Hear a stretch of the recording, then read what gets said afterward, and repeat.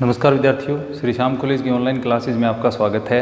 इस क्लास में हम बीए बीएड फोर्थ ईयर के लिए भौगोलिक चिंतन का इतिहास पढ़ रहे हैं, जिसके अंतर्गत यह 49वां भाग है।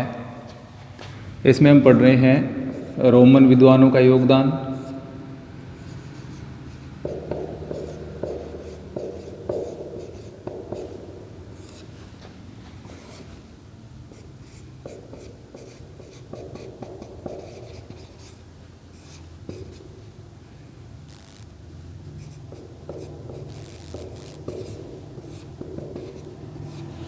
टोलमी के बारे में हमने कुछ सामान्य जानकारियां हैं वो पढ़ ली थी कि जैसे इन्होंने नक्षत्रों से संबंधित ग्रहों की परिकल्पना से संबंधित ग्रहों के मध्य की दूरी है, उनकी गतियां हैं, उनके आपसी संबंध है, उनके बारे में इनके द्वारा जानकारियां हैं वो प्रदान की गई थी। इसके अतिरिक्त टोलेमी ने भूगोल की जो विभिन्न शाखाएं हैं, विशेषतः 5 बिंदुओं पर इनके द्वारा है वो प्रकाश डाला गया था। जैसे वर्णनात्मक भूगोल है, इसके अलावा शंक्वाकार प्रक्षेप की रचना है, मानचित्रों की रचना है। इनके विशेष विषय रहे थे वर्णनात्मक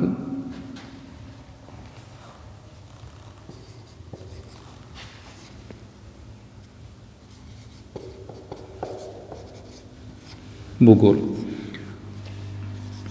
यानी जिन स्थानों के बारे में जानकारियां थी उनके बारे में इन्होंने वर्णन प्रस्तुत किए, उनके बारे में भौगोलिक वर्णन प्रस्तुत किए। इसके अलावा ग्रह नक्षत्रों से संबंधित जो भौगोलिक वर्णन है वो जो वर्णन है उनके द्वारा प्रस्तुत किए गए थे। इसके अलावा इनके द्वारा शंक्वाकार प्रक्षेप की रचना की गई, ये भी इनके महत्वपूर्ण कार्यों में सम्मिलित है। शंक्वाकार प्रक्षेप की रचना, शंक्वाकार प्रक्षेप की रचना है वो किसके द्वारा की गई? उस सर्वप्रथम टोलेमी के द्वारा शंक्वाकार प्रक्षेप की रचना की गई थी। इसके अलावा जैसे कि हमने पढ़ा, विश्व के मानचित्र की रचना इनके द्वारा की गई थी अक्षांश एवं देशांतरों के आधार पर। विश्व के मानचित्र की रचना इनके द्वारा की गई। इसके अलावा टोलेमी ने अक्षांश व देशांतर ज्ञात करने की विधि भी बताई थी कि किस प्रकार अक्षांश एवं देशांतरों को ज्ञात किया जा सकता है। अक्षांश एवं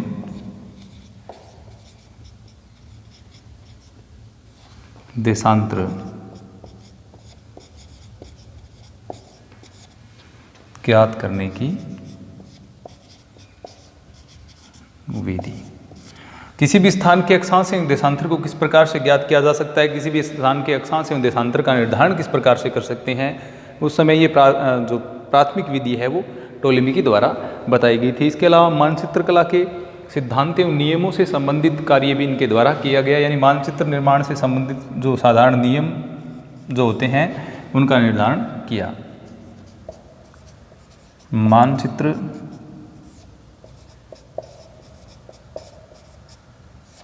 निर्माण के नियम एवं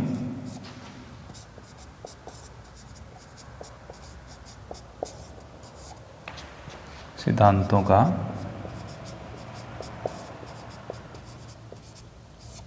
प्रतिपादन इनके द्वारा किया गया। तो ये 5 मुख्य कार्य इनके रहे हैं, यानी कौन कौन से क्षेत्रों में भूगोल में इन्होंने योगदान दिया है। तो उसमें हम देखिए, एक तो वर्णनात्मक भूगोल है, विभिन्न क्षेत्रों के वर्णनात्मक इन्होंने जो रचनाएं हैं वो प्रस्तुत की हैं, विभिन्न भौगोलिक जानकारियां प्रस्तुत की हैं। इसके अलावा शंक्वाकार प्रक्षेप की रचना की इनके द्वारा की गई है। प्रक्षेप या मानचित्र को बनाने के लिए हमें प्रक्षेप की आवश्यकता होती है। किसी भी मानचित्र को अगर हम कागज़ पर दिखाना चाहें, किसी भी क्षेत्र के मानचित्र को अगर हम उकेरना चाहते हैं तो किसकी आवश्यकता पड़ती है? प्रोजेक्शन की, प्रक्षेप की। तो प्रक्षेप की, शंक्वाकार प्रक्षेप की रचना इनके द्वारा की गई थी। शंक्वाकार प्रक्षेप इस तरह से बने होते हैं। शंक्वाकार प्रक्षेप की रचना है वो इनके द्वारा की गई थी। इसके अलावा विश्व के मानचित्र की रचना की गई। इससे पहले विश्व के मानचित्र की रचना का प्रयास किसके द्वारा किया गया? एनेक्सिमेंडर के द्वारा किया गया था। अब इन्होंने भी अक्षांश एवं देशांतरों पर आधारित विश्व का मानचित्र निर्माण करने का सफल प्रयास इनके द्वारा किया गया। अक्षांश एवं देशांतर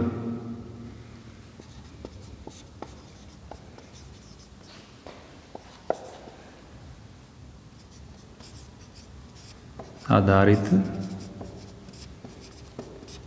विश्व का मानचित्र बनाने का सफल प्रयास है वो इनके द्वारा किया गया।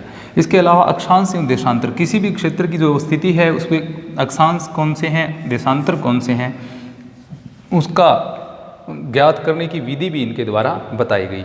इसके अलावा मानचित्र का निर्माण करते समय कौन कौन से नियमों का कौन कौन से नियम ध्यान में रखने चाहिए, किस प्रकार की अक्षांश एवं देशांतर रेखाओं का निर्धारण किया जाए, किस प्रकार के प्रक्षेप के ऊपर कौन से क्षेत्र का मानचित्र वो तैयार किया जा सकता है, कौन से क्षेत्र के मानचित्र किस विधि से तैयार किए जा सकते हैं, मापक, अन्य जो चीज़ें थी उनके बारे में इन्होंने, यानी मानचित्र निर्माण के नियम और सिद्धांत जो हैं उनका भी प्रतिपादन इनके द्वारा किया गया। तो ये इनके 5 महत्वपूर्ण कार्य हम मान सकते हैं, ये 5 महत्वपूर्ण क्षेत्र इनके हम मान सकते हैं जहाँ पर इनके महत्वपूर्ण योगदान रहते हैं। तो इनका अब गणितीय भूगोल में और मानचित्र कला में, यानी मैथमेटिकल ज्योग्राफी और कार्टोग्राफी जो है उसमें भी इनका विशेष योगदान रहा है। कार्टोग्राफी में हम देख सकते हैं मानचित्र से संबंधित ये सारे मानचित्र से संबंधित वर्णन इनके द्वारा किए गए हैं। तो प्रक्षेपों की रचना का जो कार्य है वो इनका मानचित्र निर्माण और जो गणितीय भूगोल है उसमें सर्वाधिक महत्वपूर्ण योगदान माना जाता है।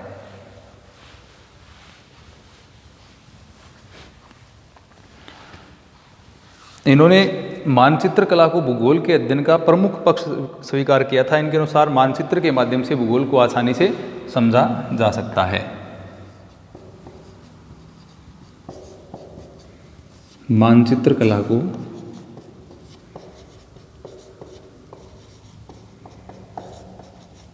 भूगोल का मुख्य पक्ष माना। किसी भी क्षेत्र की भौगोलिक अवस्थिति है, उसका जो क्षेत्र है उसके बारे में और उसकी विशेषताओं के बारे में जानने के लिए मानचित्र है वो सबसे उचित तरीका होता है। इसलिए मानचित्र को इन्होंने भूगोल का मुख्य पक्ष कहा है। मानचित्र के आधार पर हम भूगोल को आसानी से समझ सकते हैं, ऐसा इनके द्वारा कहा गया। इसके अतिरिक्त इन्होंने यह भी बताया कि विभिन्न स्थानों के अक्षांश एवं देशांतरों को ज्ञात करके ही ये विश्व का एक अच्छा मानचित्र है वो तैयार कर सकते हैं। अक्षांश एवं देशांतरों की अगर हम किसी भी क्षेत्र की जानकारी नहीं रखते हैं तो उस क्षेत्र का मानचित्र है वो तैयार करना संभव नहीं है। यानी सही मानचित्र तैयार करने के लिए हमें अक्षांश एवं देशांतरों का ज्ञान होना आवश्यक है। यह जानकारी भी टोलेमी के द्वारा दी गई थी। इसके अलावा इनके द्वारा जो प्रेक्षण किए गए थे, इनके द्वारा जो मानचित्र ज्ञात किए गए थे, जैसा कि हम जानते हैं उस समय प्रेक्षणों की संख्या क्या थी, प्रेक्षण इनके कम थे। अब प्रेक्षण कम होने के कारण इनके जो मानचित्र थे वो किस पर आधारित थे, नाविकों के द्वारा दी गई जानकारियां या नाविकों के ज्ञान पर आधारित। अब नाविकों के ज्ञान पर आधारित होने के कारण इनके द्वारा जो मानचित्र तैयार किए गए वो ज़्यादा शुद्ध नहीं कह सकते, उनमें अशुद्धियाँ पाई गई, क्योंकि नाविकों पर आश्रित होना पड़ा इनको दूरियों के लिए। अब दूरी एक क्षेत्र से दूसरे क्षेत्र के मध्य जितनी नाविकों के द्वारा इन्हें बताई गई उसके आधार पर इनके जो मानचित्र तैयार किए गए उनमें दूरी संबंधी अशुद्धता है वो देखने को मिलती है 2 स्थानों के बीच में, क्योंकि इनके द्वारा प्रेक्षण नहीं किए जा सके सभी क्षेत्रों के, इसके कारण इनके मानचित्रों में अशुद्धियाँ देखने को मिलती हैं। अब जो ज्योग्राफिया नामक ग्रंथमाला इनके द्वारा लिखी गई टोलेमी के द्वारा, जैसे हमने देखा अल्माजास्ट है जो कि खगोल शास्त्र से संबंधित पुस्तक रही, ग्रहीय परिकल्पना है। इसके अलावा इन्होंने जो एनालिमा है वो पुस्तक लिखी जिसमें इन्होंने जो नक्षत्र विज्ञान के प्रेक्षणों के विषय में बताया था। इसके अतिरिक्त ज्योग्राफिया नाम से जो इनके द्वारा एक ग्रंथमाला की रचना की गई उसके अलग अलग भागों में अलग अलग जानकारियां हैं वो इनके द्वारा प्रस्तुत की गई। ये जो ज्योग्राफिया ग्रंथमाला है इसमें इसके अंतर्गत टोलेमी की कुल 8 पुस्तकों का हमें वर्णन मिलेगा।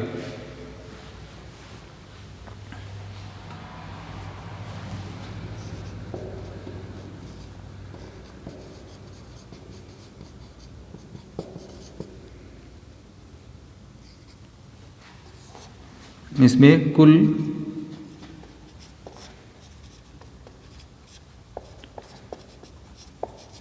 8 पुस्तकें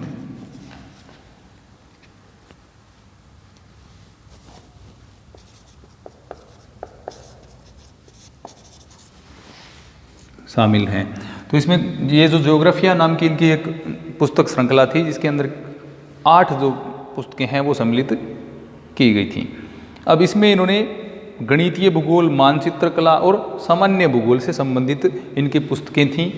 यानी विशेष जो योगदान रहा वो मानचित्र से संबंधित ही था। गणितीय भूगोल, इसके अलावा मानचित्र भूगोल, ये जो ग्रंथमालाएं इनकी थी ज्योग्राफिया, इसमें क्या है, 2 तो ये चीज़ें यानी गणितीय भूगोल और मानचित्र, इसके अलावा सामान्य भूगोल से संबंधित इनकी पुस्तकें थी, जिनमें भौगोलिक विवरण विभिन्न क्षेत्रों के प्रदान किए गए हैं। सामान्य भूगोल, तो ये तो इनके जो प्राथमिक खंड हैं उनके अंदर, यानी प्रथम जो पुस्तक थी उसमें जो पुस्तक में सिद्धांत एवं नियमों की वर्णन किया गया है, ग्लोब की रचना किस प्रकार की जा सकती है, मानचित्र प्रक्षेपों की रचना की जा सकती है, वो इसमें रचना में है। प्रथम पुस्तक में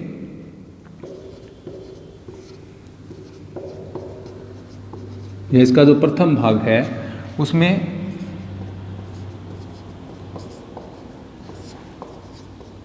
मानचित्र प्रक्षेप तथा ग्लोब निर्माण के नियम और सिद्धांतों का वर्णन है वो इसमें किया गया है प्रथम पुस्तक में। इसके अलावा दूसरी से लेकर के जो 7वीं पुस्तक है उसमें लगभग 8000 स्थानों की अवस्थिति के बारे में इनके द्वारा बताया गया है। दूसरी से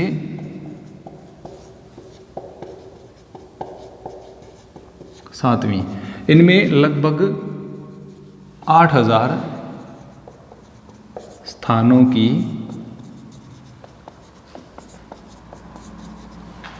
ज्यामितीय स्थिति इनके द्वारा बताई गई है। अक्षांश एवं देशांतरों का निर्धारण इनके द्वारा किया गया है।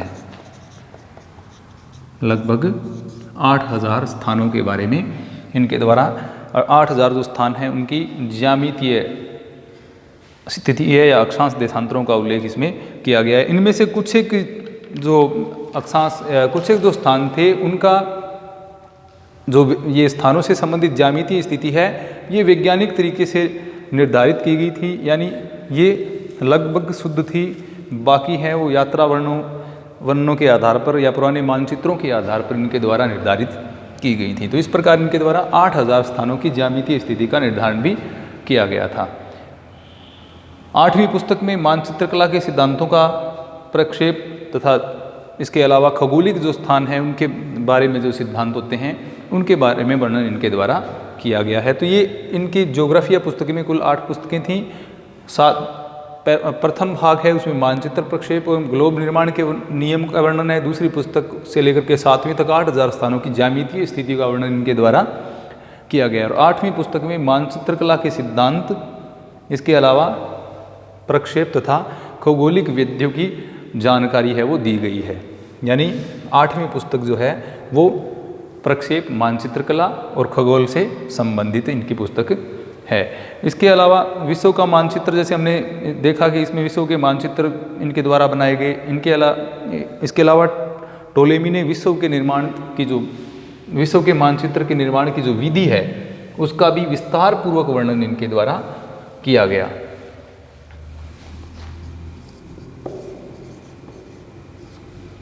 विश्व के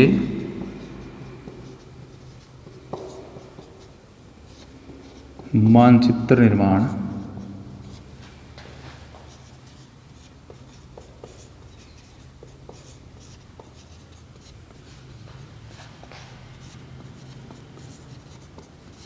किया। किस प्रकार से कौन कौन से सिद्धांतों को काम में लेते हुए विश्व के मानचित्र का निर्माण किया जा सकता है, ये जानकारी भी यहाँ पर इनके द्वारा प्रदान की गई थी। इसके अलावा हम देखें तो टोलेमी ने विश्व के मानचित्र में के लिए एक प्रक्षेप में भूमध्य रेखा तथा अन्य अक्षांश जो रेखाएं होती हैं उनको वक्रों के द्वारा देशांतर रेखाओं के द्वारा काटते हुए दिखाया गया, समकोण के ऊपर काटते हुए इनके द्वारा प्रदर्शित किया गया है। यानी भूमध्य रेखा को समकोण पर काटते हुए इनके द्वारा दिखाया गया है। प्रक्षेप में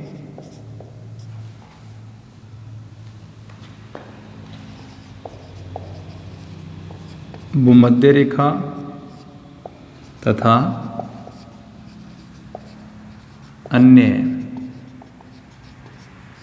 समांतर अक्षांशों को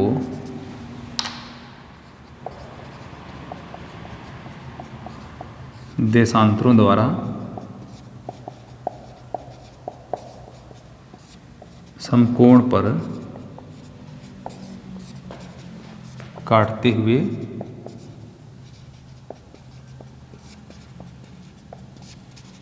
दिखाया गया है। यानी प्रक्षेप में भूमध्य रेखा तथा जो अन्य समांतर अक्षांश होते हैं उनको देशांतर रेखाएं हैं वो समकोण पर काटती हैं। जैसे भूमध्य रेखा ये समांतर अक्षांश हो गए और इस प्रकार से यहाँ से इनको जो देशांतर रेखाएं हैं वो समकोण पर काट रही हैं, ऐसा इनके द्वारा अपने प्रक्षेपों में प्रदर्शित किया गया है। इसके अलावा इन्होंने, जैसे कि हमने देखा, शंक्वाकार प्रक्षेप की रचना इनके द्वारा की गई। तो इनके द्वारा एक मानक अक्षांश और दो मानक अक्षांश वाले जो प्रक्षेप होते हैं उनकी रचना इनके द्वारा की गई थी। एक मानक तथा दो मानक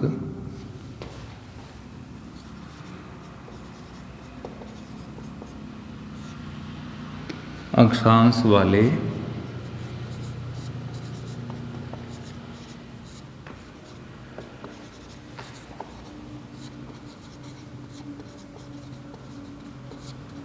रचना की। तो टोलेमी ने एक मानक तथा दो मानक अक्षांश वाले 1 स्टैंडर्ड पैरेलल और 2 स्टैंडर्ड पैरेलल जो कोनिकल प्रोजेक्शन होते हैं, यानी एक मानक अक्षांश तथा दो मानक अक्षांश वाले शंकु प्रक्षेपों की रचना भी इनके द्वारा की गई थी। इसके अलावा देशांतर रेखाओं को इन्होंने सीधी रेखा द्वारा तथा मानचित्र की सीमा के जो बाहर या ध्रुवों पर मिलती हुई इनको दिखाया गया है, जो कि वास्तविकता के अधिक समीप हैं। यानी आप ध्रुवों के पास में जाकर के ये आपस में मिलती हुई देशांतर रेखाओं को दिखाया गया है, जो कि वर्तमान में हम देशांतर रेखाओं को देखें तो वो ध्रुवों के ऊपर जाकर के आपस में मिल जाती हैं। यानी वास्तविकता के अधिक नज़दीक इनको इनके द्वारा दिखाया गया है। इन्होंने भूमध्य रेखा, जिस प्रकार हिप्पार्क्स ने वर्त को के 360 अंश बांटे थे, उसी प्रकार इन्होंने भूमध्य रेखा को भी उसी सिद्धांत के आधार पर भूमध्य रेखा को इन्होंने 360 अंशों में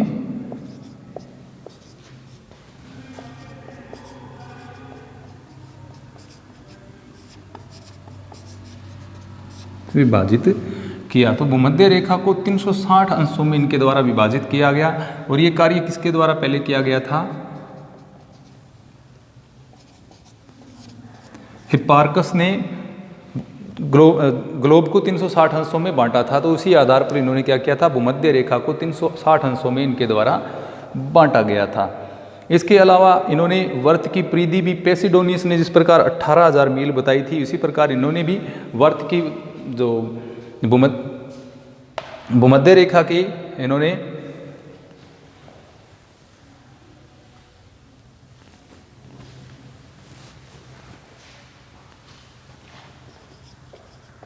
पृथ्वी की परिधि इनके द्वारा बताएगी 18,000 मील। इससे पहले किसने बताई थी 18,000 मील? पेसिडोनियस ने। तो पेसिडोनियस के समान इन्होंने भी पृथ्वी की परिधि है वो कितनी बताई? 18,000 मील इनके द्वारा बताई गई थी। तो इस प्रकार से इन्होंने एक मानक तथा दो मानक अक्षांश वाले शंकु प्रक्षेप की रचना की, भूमध्य रेखा को 360 अंशों में विभाजित किया और पृथ्वी की परिधि है वो पेसिडोनियस के समान ही 18,000 मील इनके द्वारा बताई गई। इसके अलावा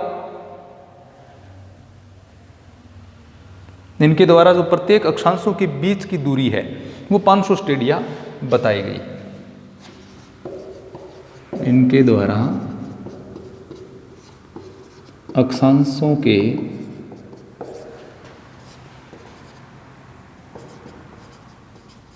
मध्य की दूरी 500 स्टेडिया, जिसको हम कह सकते हैं 50 मील।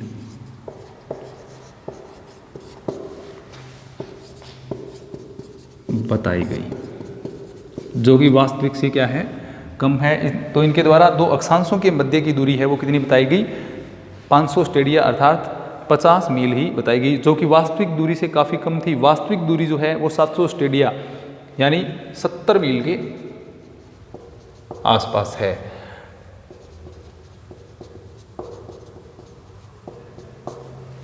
तो इस प्रकार इनके द्वारा जो अक्षांशों के मध्य की दूरी बताई गई वह वास्तविक से काफ़ी कम थी। 50 मील ही इन्होंने दो अक्षांशों के मध्य की दूरी बताई थी। जैसा कि हमने पहले पढ़ा, क्योंकि इनके जो मानचित्र हैं या इन जो स्थानों के बीच की दूरियां हैं वो नाविकों के ज्ञान पर आधारित थी, जिसके कारण वास्तविक दूरियों और उनकी दूरियों में क्या है, अंतर देखने को मिलता है। लेकिन इन्होंने क्या है, इन्हीं को भी गणितीय माध्यम से वैज्ञानिक तरीके से प्रस्तुत करने की कोशिश इनके द्वारा की गई, प्रयास इनके द्वारा किया गया। टोलेमी ने विश्व के मानचित्र के लिए जैसे कि हम शंक्वाकार प्रक्षेपों की रचना की, 360 अंशों में इनको विभाजित किया।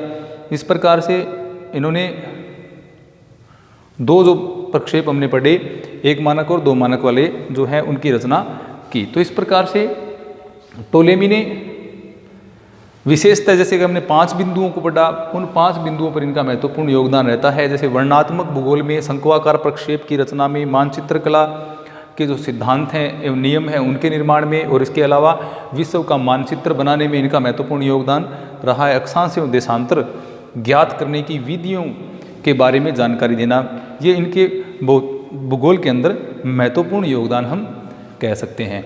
तो इस प्रकार टोलेमी रोमन भूगोलवेताओं में सबसे अग्रणी हम कह सकते हैं। इनका ज्ञान था वो अन्य भूगोलवेताओं की तुलना में अग्रणी था। धन्यवाद।